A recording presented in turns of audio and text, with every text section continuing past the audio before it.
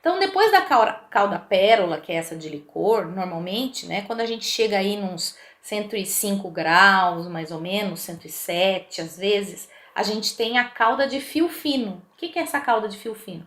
É aquela caldinha de açúcar com água para a gente umedecer um bolo, umedecer uma massa, enfim, né, para passar em cima de um pão que já assou, enfim. É uma calda de umidade, tá?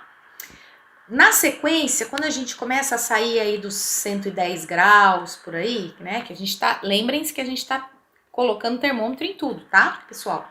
Além das medidas que eu falo que são importantes, tudo em grama, tudo.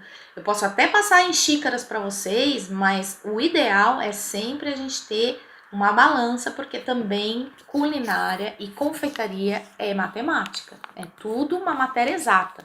Você tentar fazer no olhômetro, pode ser que dê, mas pode ser que não dê. E aí profissionalmente complica, né?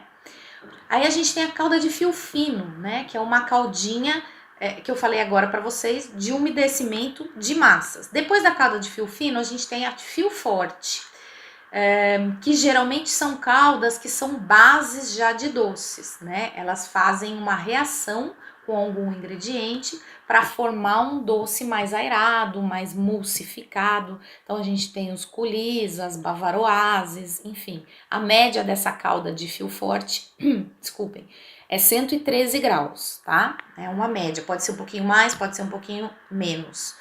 Na sequência, a gente tem a calda de bala mole, que é a que todo mundo usa para um monte de coisa. Ah, vou fazer sei lá, um merengue italiano. Precisa da calda de bala mole. Ah, como que eu chego nessa calda de bala mole? Ela é em torno, geralmente, de 115 a 117 graus.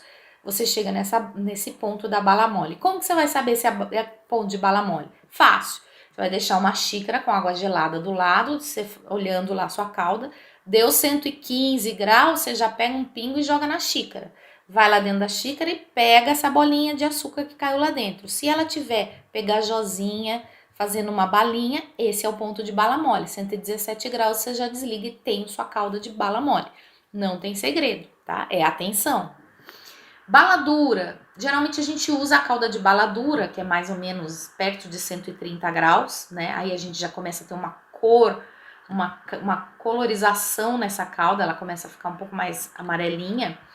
É geralmente para a gente caramelizar frutas, é nesse tipo de aplicação. Por exemplo, a maçã do amor, né? É mais ou menos nessa temperatura. Então, essa é a calda de caramelização de frutas, tá? E aí a gente começa a ter cor realmente nesse caramelo, né? O caramelo começa a ficar âmbar, para depois ficar um marronzinho claro e um marronzão, né? O caramelo âmbar, que a gente chama, é o de 135 graus em média, é o caramelo claro. E aí, esse caramelo claro, teoricamente, quando você vai fazer o caramelo seco, né? Que você tem ali o derretimento total do açúcar, vocês vão ver hoje, ele tá no ponto de caramelo claro, ali naquele momento, porque ele tá totalmente âmbar, de cor uniforme. Ele tá pronto para ser acrescido de algum ingrediente para virar outra coisa, tá? 135 em média. Se você quiser ele um pouquinho mais escuro, aí a gente tem que ter um pouquinho mais de atenção para não queimar, tá? A média é 140, no máximo 150 graus. Aí a gente vai ter um caramelo mais escuro, mais escurecido, um pouco mais forte, mais denso, né?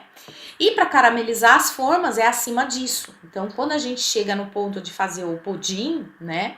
A gente tá aí um pouquinho acima de 150 graus, que são os pontos de caramelização de pudim, de forma.